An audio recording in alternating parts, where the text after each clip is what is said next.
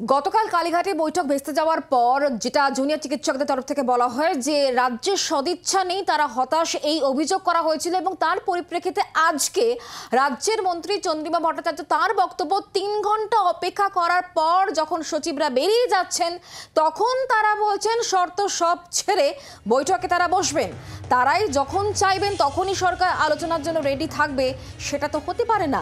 একই সঙ্গে কর্মবিরতির জেরে হাসপাতালে পরিষেবা ব্যাহত হচ্ছে বলেও ফের সরব হয়েছেন রাজ্যের স্বাস্থ্য প্রতিমন্ত্রী।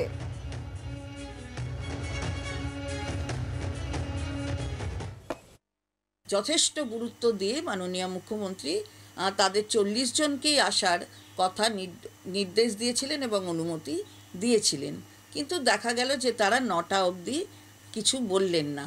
যখন মাননীয় মুখ্যমন্ত্রী 9টা অবধি অপেক্ষা করলেন, তারপরে সবাই যখন আধিকারিকরা এবং তার সাথে আমিও যখন আমরা বেরোতে যাচ্ছি, ওদের বলে যে আমরা বেরিয়ে যাচ্ছি, তখন ওরা মাননীয় মুখ্যমন্ত্রীর সাথে আলোচনা করবেন বলে বললেন যে তারা সমস্ত যা যা তাদের প্রিকন্ডিশন ছিল সেই প্রিকন্ডিশনগুলো তারা আর সেগুলোর উপর জোর দিচ্ছেন না, তারা মাননীয় মুখ্যমন্ত্রীর সাথে বসবেন।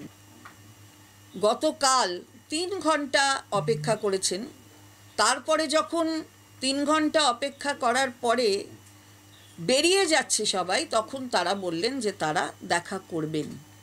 তাহলে এত যে সময় দেয়া হলো, তাহলে তারা যখন বলবেন তখনই সরকারকে রেডি থাকতে হবে কথা বলার জন্য।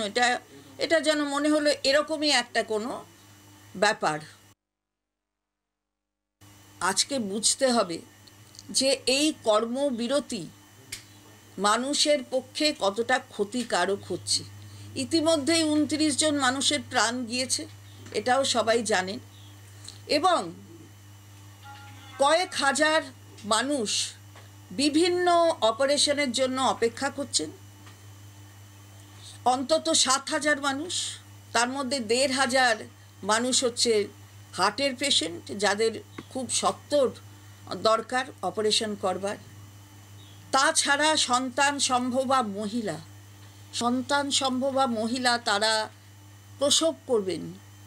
প্রসবের যন্ত্রণা তো আটকে রাখা যায় না, কিন্তু সেই মায়েদের প্রসব করাটাও কতটা অসুবিধাজনক হয়ে যাচ্ছে সেটাও তো একটা দেখতে হবে। বাংলার আওয়াজ, বাঙালির আবেগ, জি 24 ঘন্টা।